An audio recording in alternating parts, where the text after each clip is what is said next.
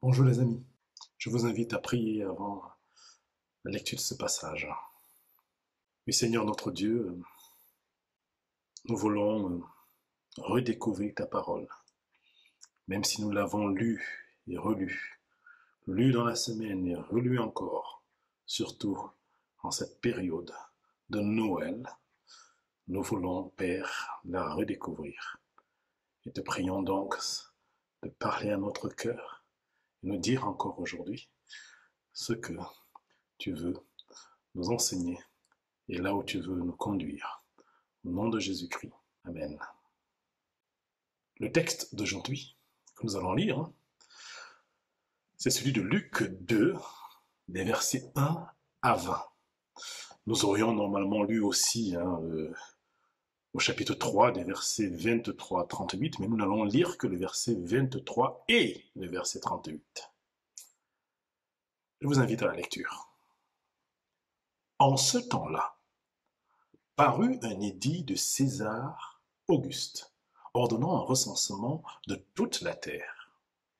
Ce premier recensement eut lieu pendant que Quirinius était gouverneur de Syrie. Tous allaient se faire inscrire chacun dans sa ville.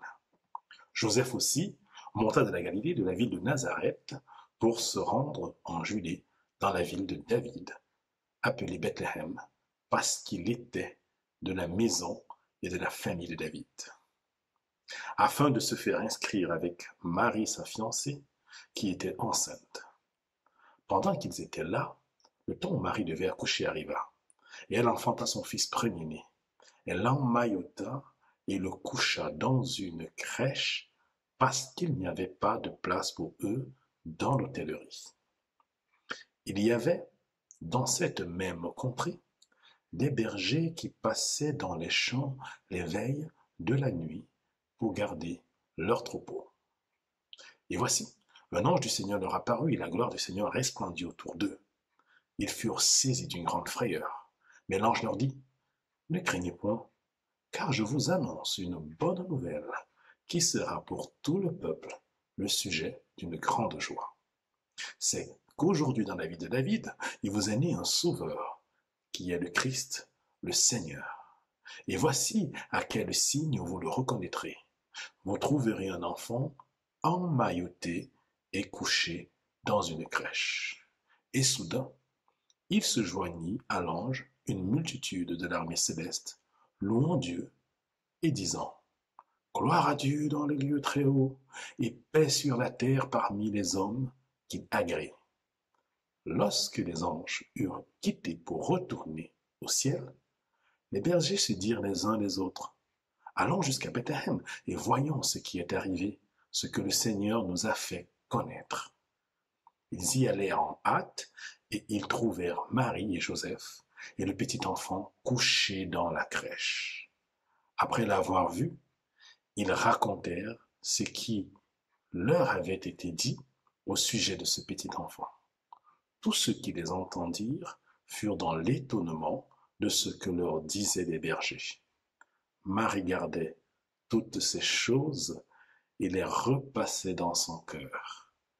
Et les bergers s'en retournèrent, glorifiant et louant Dieu pour tout ce qu'ils avaient entendu et vu et qui était conforme à ce qui leur avait été annoncé.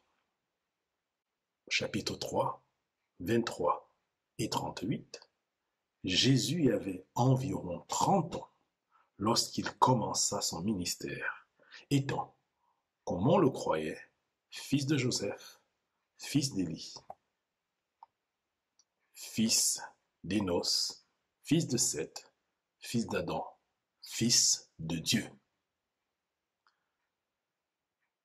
Une histoire qu'on a souvent entendue et réentendue, qui nous relate la naissance de Jésus. Il y a 3 actes dans cette histoire. Une histoire apparemment naturelle d'abord, du verset 1 à 8, on peut dire, naturellement parlant. L'histoire, c'est l'histoire banale d'un homme et d'une femme qui vivent bien dans leur monde, dans leur société. Ayant un métier, charpentier, ménagère, pour Marie peut-être, devant gérer leur foyer. gérer l'expérience nouvelle, certes de la grossesse d'une primipare, expérience unique, sans doute pour eux, mais commune à toutes les mamans, pour la première fois dans ce monde. Histoire banale d'un couple devant payer leurs taxes et impôts, se soumettant, comme de bons citoyens, aux lois et consignes édictées dans leur pays. C'est d'ailleurs ainsi que Marie et Joseph vont se lancer pendant la grossesse dans un long voyage, comme nous rappelait François dimanche dernier, de 150 km de Nazareth à Bethléem. Apparemment, la ville d'origine de son fiancé, Joseph. Apparemment. Oui, c'est l'histoire anecdotique des bergers aussi. Pas les plus aisés de leur société, bien au contraire, pas les plus considérés non plus.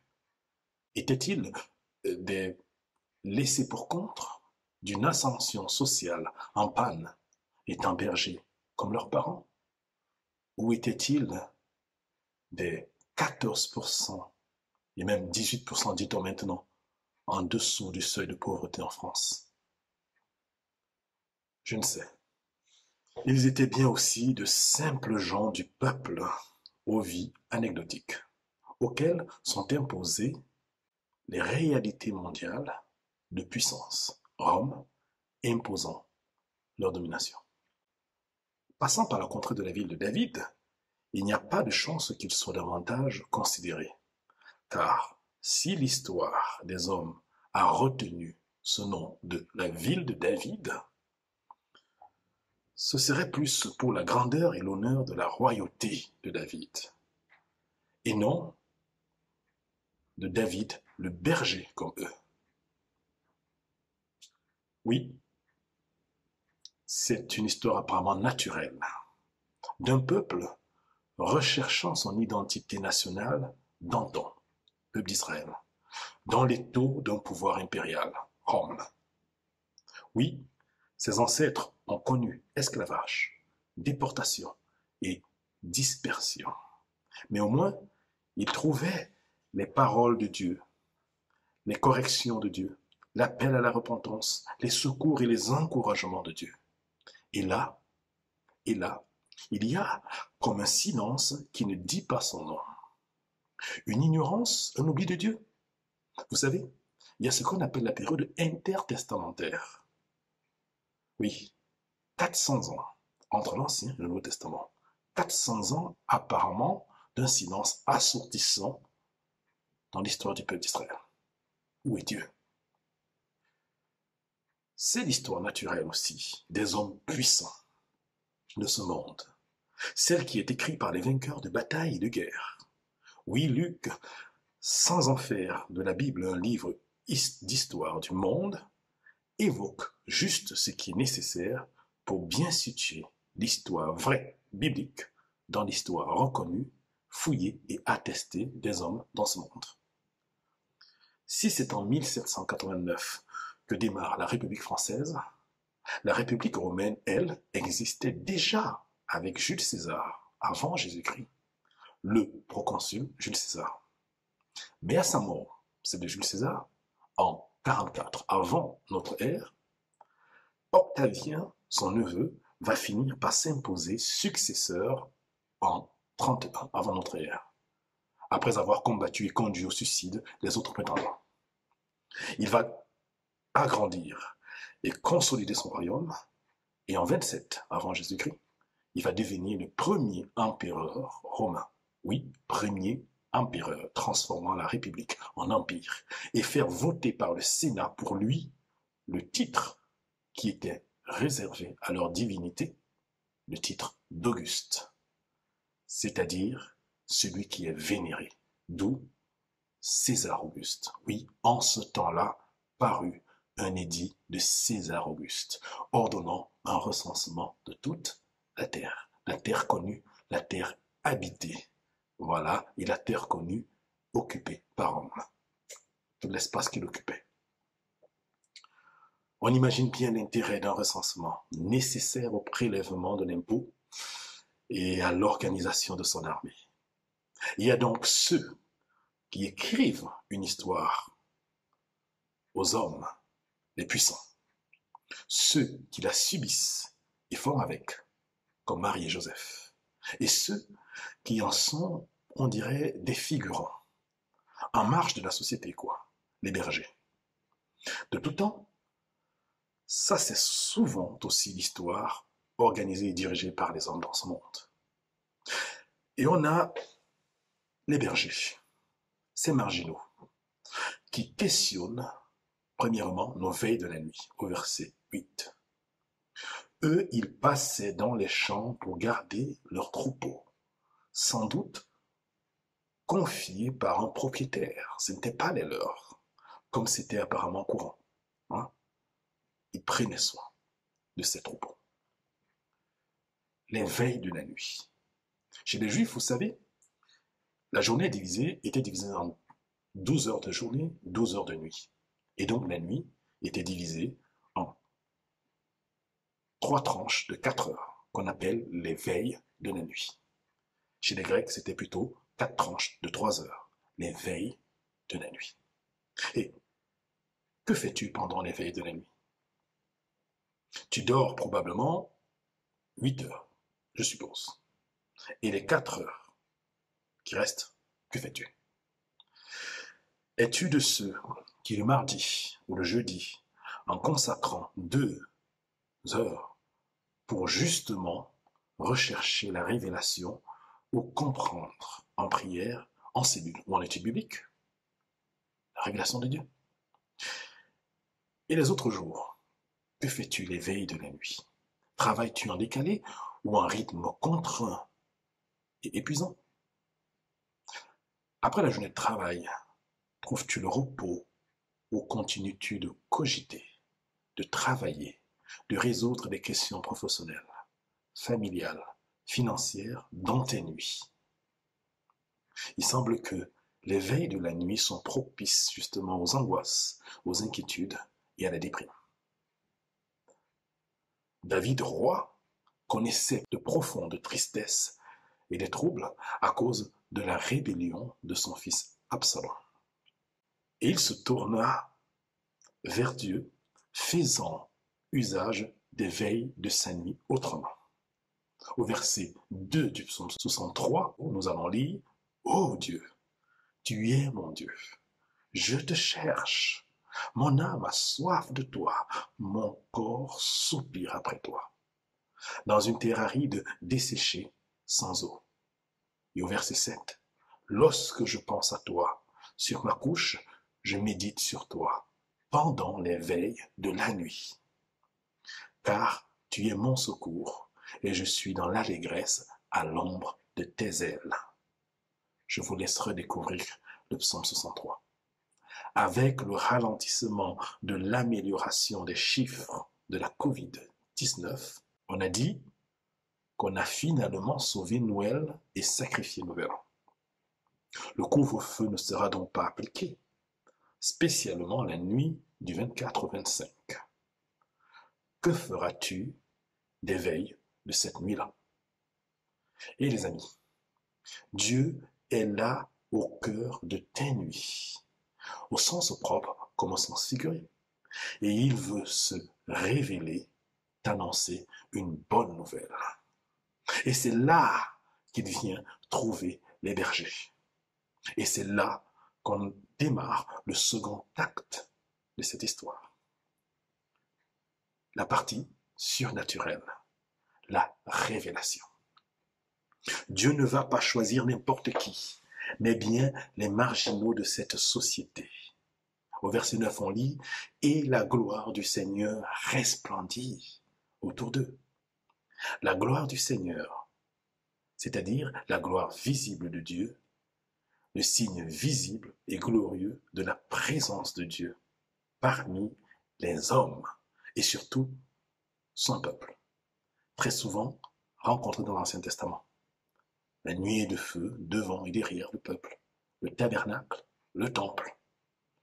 Nous avons déjà évoqué la période intertestamentaire de 400 ans, suggérant, suscitant, s'imaginant, je ne sais pas, un silence de Dieu dans l'histoire de son peuple.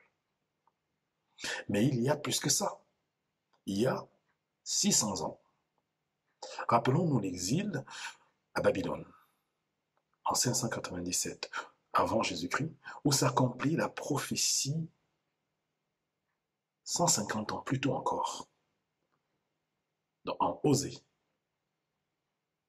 Prophétie où Dieu considérait son peuple, le peuple d'Israël, comme l'OAMI, c'est-à-dire plus mon peuple, pas mon peuple, dans Osée 1, verset 9. C'est donc en Ézéchiel 10 et 11 qu'on va voir la gloire de Dieu, ce signe visible et extraordinaire de la présence de Dieu sur terre et surtout parmi son peuple. Cette gloire va quitter le temple, puis quitter Jérusalem, donc le pays. Et là, ici dans notre texte, ce soir de la naissance de Jésus, la gloire du Seigneur revient sur terre. Et où? Révélée non à des religieux, non pas à des prêtres judaïques, non pas aux puissants, non pas à Jules César, non pas plutôt à César Auguste, c'était lui dans ce temps-là, non pas à Hérode, mais à des bergers, comme ceux d'un cœur humble sous la loi, attendant d'être rachetés. Wow! God is back. Dieu est de retour. Pas chez les puissants, mais chez les petits gens, comme diraient certains. Et on va aller encore plus loin dans la révélation de ce qu'on appelle aujourd'hui Noël. Une bonne nouvelle, pas uniquement pour les bergers, mais pour tous. On se posait la question de ce que nous faisions ou ferions désormais des veilles de la nuit avant ou après notre repos, notre sommeil. Accepteras-tu d'entrer dans l'intimité avec Dieu et trouver la révélation dans sa parole? La bonne nouvelle, non pas pour toi seul, mais pour tous. Dieu veut te dire de bonnes nouvelles, oui, mais pas que pour toi. Le texte dit, au verset 10, mais l'ange leur dit, ne craignez point, car je vous annonce une bonne nouvelle qui sera pour tout le peuple, pour tout le peuple, le sujet d'une grande joie. Quelle est donc la bonne nouvelle? C'est qu'aujourd'hui, dans la ville de David, il vous est né un sauveur qui est le Christ, le Seigneur. Dans l'histoire des hommes apparemment écrite par les puissants, dans la simplicité du train-train quotidien de simples gens, les cieux s'ouvrent en fanfare sur la terre pour annoncer aux figurants de l'histoire des hommes un événement extraordinaire, sans précédent. Un sauveur est né. Non, ce n'est pas n'importe qui, le petit enfant dans la crèche, dans la mangeoire. Un sauveur, mais lequel? Le Christ, le Messie, c'est-à-dire loin. Il cumule donc à la fois l'ensemble des qualités et fonctions des hommes dans l'ancienne alliance, à savoir, il est roi, il est prophète, il est sacrificateur. Et pourquoi tout ça? Pour un salut certain, pour sauver certainement. Un sauveur, le Christ, le Seigneur. C'est pour cela que l'ange disait à Marie à Nazareth, et tu lui donneras le nom de Jésus. Il sera grand et sera appelé Fils du Très-Haut, et le Seigneur Dieu lui donnera le trône de David, son père. Pas n'importe quel nom. Oui, Jésus. C'est-à-dire, Yahvé est sauveur. Luc écrit ici à l'excellent Théophile, et donc à l'Église naissante, témoin de la résurrection du Seigneur, pour attester la certitude des enseignements structurants qui en découlent du Christ ressuscité. Et il abordera donc par la suite le démarrage du ministère de Jésus par la généalogie, pour nous rappeler qu'il est fils de l'homme, de David, roi, d'Abraham, héritier de la promesse, non seulement par la lignée de son père, Joseph, ce que l'évangéliste Matthieu a apporté, mais aussi par la lignée de sa mère Marie, fille d'Élie, ce que l'évangéliste Luc rapporte ici. Jésus aurait donc fait parfaitement le leader adulé d'une grande religion, qu'on appellerait le christianisme. Mais il n'est pas que fils de l'homme, il est aussi fils de Dieu, sorti de Dieu. Je relirai juste le premier et dernier verset de cette généalogie dans Darby, qui reste fidèle à l'unique fois où Luc dit « fils », une seule fois dans la réalité. Et Jésus lui-même commençait d'avoir environ 30 ans, étant, comme on l'estimait, fils de Joseph, d'Élie, de Zorobabel, de David, d'Abraham, d'Énos, de Seth, d'Adam, de Dieu. Fils de l'homme donc, quand on le cite dans toute sa lignée humaine jusqu'à Adam, le premier homme, fils de Dieu aussi cet enfant. Cet enfant vient sur terre autrement, par la puissance du Saint-Esprit. Ah, les films de Noël ne nous racontent pas ça. Non. Tout au mieux, la beauté d'un doux bébé dans des paillettes et luminaires de sapin enneigé. Ça fait rêvasser. Non, il n'y a pas de commune mesure avec le double abaissement de Dieu pour s'offrir aux hommes, tel qu'on le voit ici. Le Fils de Dieu devient un homme, un petit enfant, premier abaissement. Et le second, c'est que le Fils de l'homme ne se met pas au rang des puissants de ce monde, mais au rang des marginaux et figurants de l'histoire des hommes. Ici, des anges sont les premiers prédicateurs de l'Évangile, des bergers en sont les premiers auditeurs. Et elle ne s'arrête pas là, la bonne nouvelle, le sujet d'une grande joie pour tout le peuple d'Israël de ce temps-là, mais aussi pour toi et pour moi. Suivant ce que dit Galates 4, versets 3-5. Nous aussi, lorsque nous étions des tout petits, nous étions esclaves des éléments du monde.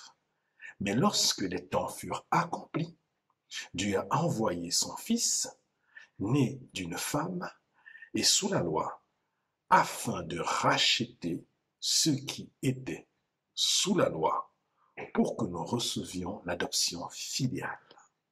Waouh! C'est ça la bonne nouvelle pour tous. Mais il y en a plus encore dans cette déclaration de Dieu aux bergers, aux hommes. Comment le reconnaître? Un signe, très intéressant ce signe. Au verset 12, vous trouverez un enfant emmailloté, c'est-à-dire enveloppé de langes, et couché dans une crèche. Ça ne vous rappelle rien?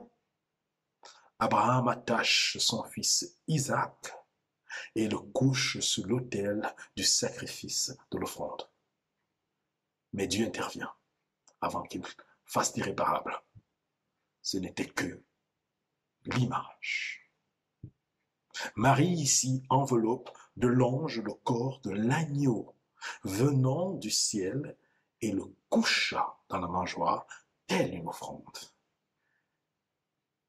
Et qu'est-ce qui se passera plus tard? Un certain Joseph d'Arimathée recouvrira de linceul le corps de la vie offerte de Jésus et le coucha dans le tombeau. Les enfants naissent pour vivre, mais celui-ci semble naître pour mourir. Ne devrions-nous pas rebaptiser Noël en naissance pascale? Une naissance comme une résurrection. À cette belle image de l'agneau offert pour le salut de l'humanité, notons deux autres images qui permettent de rapprocher naissance et résurrection de Jésus. L'inattendu, une étape où l'on ne s'attendrait pas à retrouver une vie, accueillit la naissance de Jésus. De même, un tombeau où l'on s'attendrait plutôt à retrouver un corps sans vie fut vidé de ce corps, du corps de Jésus. Une autre image de rapprochement des deux événements. Les anges, tels des premiers prédicateurs, annoncent la bonne nouvelle aux humbles, aux figurants de l'histoire des hommes. Ainsi, dans les deux cas respectifs, à la naissance, ce sont les bergers. À la résurrection, ce sont les femmes discrètes qui deviennent les premiers témoins trouvés par Dieu.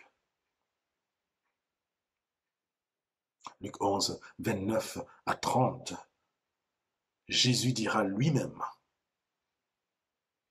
comme les foules s'amassaient pour le voir accomplir des œuvres spectaculaires, il dira, cette génération est une méchante génération. Elle demande un signe, et il ne lui sera pas donné de signe, si ce n'est le signe de Jonas. Car, comme Jonas fut un signe aux Ninivites, ainsi aussi sera le Fils de l'homme à cette génération. La mort et la résurrection. Mais aux bergers, qui n'ont pas réclamé de signe pour reconnaître le Sauveur, le Seigneur, Dieu en donne un, et en plus de ça, un temps de louange extraordinaire d'une multitude de l'armée céleste qui célèbre le Dieu qui fait irruption dans l'histoire des hommes en s'incarnant, révélant pour tous, comme dit Paul dans Éphésiens, la réalisation du mystère caché de tout temps en lui, en Dieu, selon le projet qu'il met en exécution par Jésus-Christ, notre Seigneur. C'est un réel sujet de joie et d'espérance pour tous. Jésus, la gloire de Dieu qui revient parmi nous, nous assurer le salut du monde. Une telle bonne nouvelle ne peut que mettre en action, en adoration, en contemplation, en proclamation. Oui, c'est le troisième acte de ce récit de la naissance de Jésus. Les bergers se dirent les uns aux autres, allons jusqu'à Bethléem et voyons ce qui est arrivé. En action. C'est aussi ça l'œuvre du Saint-Esprit désormais présent dans le monde aujourd'hui. Révéler à notre cœur, ouvrir les yeux de notre cœur pour qu'on accourt à Jésus, Dieu Sauveur. Les bergers comme Marie et Joseph écoutent ce que dit Dieu et obéissent et ils se mettent en action. Ils sont peut-être de la basse classe, peut-être pauvres, mais ils sont simples. Ah, des cœurs simples. Donne-nous des cœurs simples, Seigneur. Et je ne sais pas si vous remarquez dans ce récit des cœurs simples qui écoutent Dieu et se mettent en action. Marie d'un côté et les bergers d'un autre côté. Ces cœurs simples en action, en écoutant Dieu, se rencontrent donc chacun étant un encouragement et une confirmation à l'autre de ce que Dieu a annoncé, de ce que Dieu a dit, de ce que dit Dieu. Nous en avons à apprendre et à gagner dans notre vie d'Église de cette marche dans l'obéissance. En voyant et en écoutant les bergers, Marie, en gardant dans son cœur jusqu'à peut-être le raconter à Luc pour cette transmission de la parole de Dieu que nous avons aujourd'hui. Son cœur était sans doute pénétré de la fidélité de Dieu dans l'accomplissement de sa parole. Et les bergers ont sans doute entendu de Marie et Joseph les circonstances extraordinaires qui ont précédé la naissance de Jésus contemplaient Jésus, jusqu'à en être à le proclamer, glorifiant et louant Dieu. Peut-être, Jésus n'est pas né un 25 décembre, non. C'est une date choisie comme ça. On n'ira pas dans les détails de cette histoire. Peut-être, ce n'est même pas en l'an 0. Oui, il y aurait eu une erreur de calcul de Denis le Petit, ce moine qui a permis ce calcul et qui s'est trompé. Ou des erreurs de quelques années de 5 à 7 ans avant. Peut-être, commercialement, la naissance de Jésus a été détournée par le Père Noël. Mais Jésus est bel et bien né. Le Dieu Sauveur a fait irruption dans l'histoire des hommes afin d'écrire la grande histoire de son plan d'amour. Le Dieu Sauveur a fait irruption dans l'histoire de certains puissants, simples gens figurants de l'histoire. Même ceux qui sont figurants de l'histoire des autres, afin d'écrire l'histoire de son amour pour chacun. Alors, prenons courage. Le Dieu Sauveur veut encore faire irruption dans l'histoire de quelqu'un d'autre, afin d'écrire sur son cœur la belle histoire de son amour pour lui. Alors, sois sans crainte et cours à Jésus. Oui, tu peux te souvenir de la naissance de Jésus, le célébrer et l'adorer. Oui, tu peux te rappeler que Dieu veut te rejoindre dans tes veilles de nuit, d'angoisse, d'inquiétude et de peur pour que désormais en lui, tu te confies et reçoives la bonne nouvelle sujette de joie pour toi, oui, et pour beaucoup d'autres aussi. Tu peux parler du principal sujet, c'est-à-dire Jésus, pendant le réveillon de Noël. Oui, tu peux te réjouir en Dieu qui s'est abaissé pour que tu sois sûr de son intérêt pour toi. Oui, tu peux te mettre en action pour accomplir ce que Dieu dit. Oui, tu peux encourager les autres qui ont cru en lui de ce qu'il dit dans sa parole et te donne de faire avec lui. Oui, tu peux adorer Jésus avec l'armée céleste et l'Église dès maintenant. Couronné, rayonnant de majesté il est. Tout l'univers proclame sa grandeur. Glorifié par les anges prosternés, il est assis aujourd'hui à la droite du Père. Oui, Jésus, ce merveilleux nom, qui est semblable à toi, ô Dieu? Jésus, ton précieux nom est digne d'hommage. Captivés par l'éclat de ta beauté, nos voix s'élèvent pour te rendre gloire. Consolateur, divin rocher, libérateur, prince de la paix, Dieu créateur, fils bien-aimé, roi serviteur, Seigneur couronné, commencement, ultime fin, soleil levant, étoile du matin, Dieu puissant, Dieu 3 fois saint, sauveur vivant, maître souverain. Jésus est digne d'être loué. Amen. Et ça, on peut le chanter avec le groupe Impact.